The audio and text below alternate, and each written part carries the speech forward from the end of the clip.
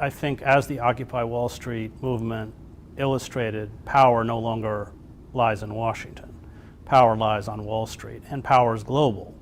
So you have global corporate forces that have taken over whole governments, not just our government, but governments throughout the world. India would be a good example. And deform those governments to serve corporate profit at the expense of human lives and at the expense of the environment. And that's why this system is so pernicious. It's supranational. It's not bound by national borders at all. And what these corporate forces are doing in places like Bangladesh or southern China, of course exploiting workers, they're also doing here at home in the United States. They're reconfiguring not only the American economy but the global economy into a kind of neo-feudalism, a world of masters and serfs. And that makes, in many ways, these forces more difficult to fight. I think that we've seen with the Arab Spring, with the protests in Greece, the protests in Spain, the Occupy movement, a kind of global reaction.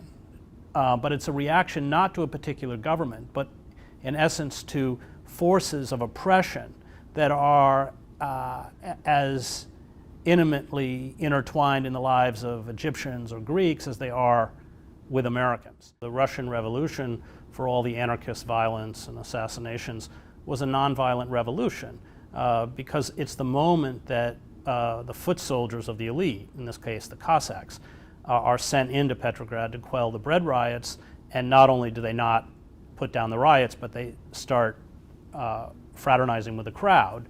The Tsar is put on a railway carriage on the way back and never makes it. He abdicates halfway there.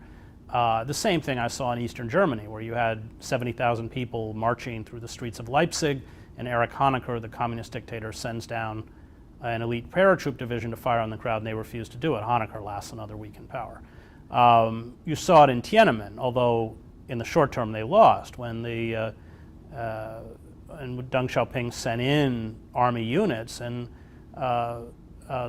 the population of Beijing surrounded the convoys so that they couldn't move, held them for 4 days nonviolently, spoke to the soldiers about the protests in Tiananmen Square, invited them into their homes, and the government had to withdraw those forces. Now, of course, they went back in. They spent 10 days indoctrinating fresh troops, isolating and indoctrinating fresh troops, and then sending them back into Beijing, where, of course, on June 2nd and 3rd, hundreds, perhaps thousands of people unarmed people were murdered. So nonviolence doesn't always work, but we know now from internal documents that have been leaked or gotten out of China, which are at Princeton University Library, that the leadership seriously felt that those protests had the capacity to drive them from power, which is why they reacted as viciously as they did, and why they have instituted for the last 25 years this kind of historical amnesia.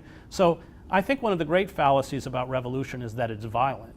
Violence can be an aspect of a revolution, but ultimately the ability to disempower a military is, I don't want to say never, but I can't think of a historical example where it's done by force. It's done by conversion. I mean, that happened with the Shah of Iran. It's when at the end, the soldiers who were all, equipped with American weapons and just wouldn't fight. They just lay down their weapons. Same thing with Somoza in Nicaragua. So I think that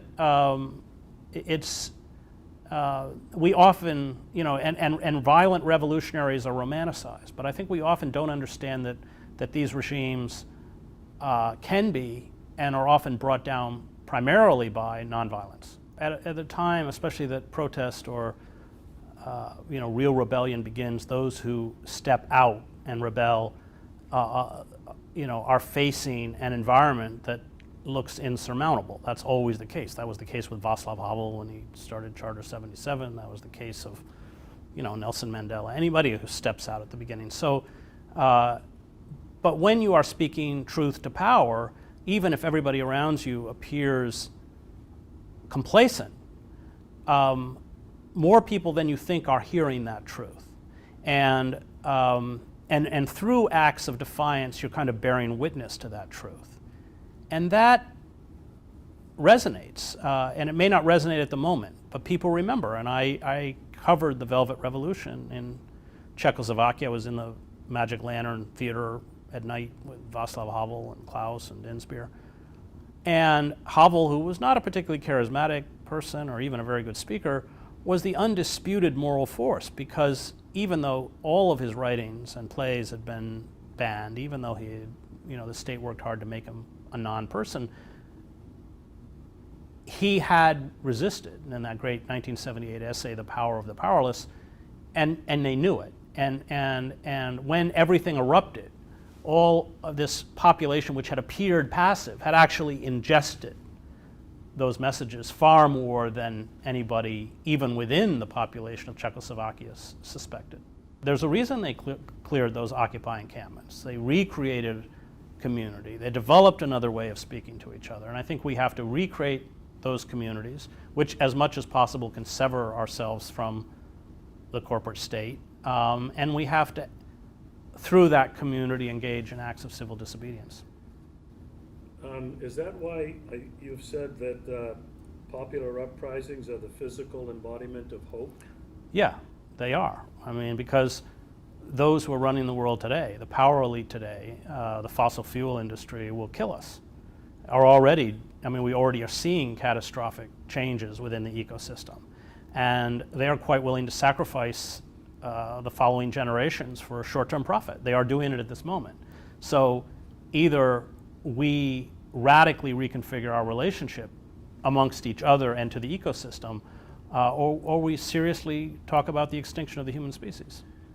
And it may not be too far off, no, really. It's probably not too far off. Yeah. It's probably a lot closer than we think. I think that the system is fragile, and I think that we look at the underclass of this country, and poverty in this country, not only are poverty rates very high, and when you count the category called near poverty, it's probably 40%. But life's becoming really tough for a lot of people, and I think that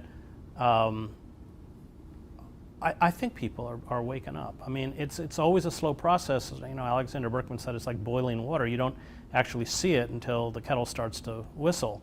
But I certainly think that kind of ferment is there. I mean, something's going to happen again. It's inevitable, because these people will keep pushing until there's blowback. What it erupts, what will it look like, what will cause the eruption, none of us know. It may not look like Occupy, may not call itself Occupy, but I think all of the tinder is there. Well, that's how empires die. They expand beyond their capacity to sustain themselves, and that the Roman Empire did it. I mean, that's what we're doing. We are now plunging about half of all discretionary spending. I mean, the resources that we spend to maintain empire are staggering, and a very tiny, minuscule segment of the population, which is corporate, profits from it, and the rest of us are dying from it. I mean, empires die because they're hollowed out from the inside. Their infrastructure is not maintained. Their working class falls into destitution. Their civic institutions die, and that's what we're seeing. And so you can have this brittle military shell, but internally the rot is so deep that you just crumble, and that is how empires go down, and we're following that kind of pattern. We cannot trust the established systems of power. The established systems of power are driving us off a cliff, and unless we revolt, we literally have no future. We have no economic future, but we also finally have no future as a species, because these people are exploiting the ecosystem while it's dying. I mean, 40% of the summer Arctic sea ice melts, and there's a business opportunity for Shell, the death throes of the planet. Don't these people at the top of these corporations, these multinationals, realize and understand that they may be doing something suicidal? No, they're kind of they're most of them are psychopaths. I mean, they don't, you don't get to the tops of those corporations by being aware, self-aware. You don't think they're hoping we're going to get to Mars and create a bubble? Or? Well, unless they might, if they're really stupid. I mean, we're going to put mirrors up there. I mean, yeah. I mean, I went to school with a lot of these people. They're kind of a lot stupider than you think.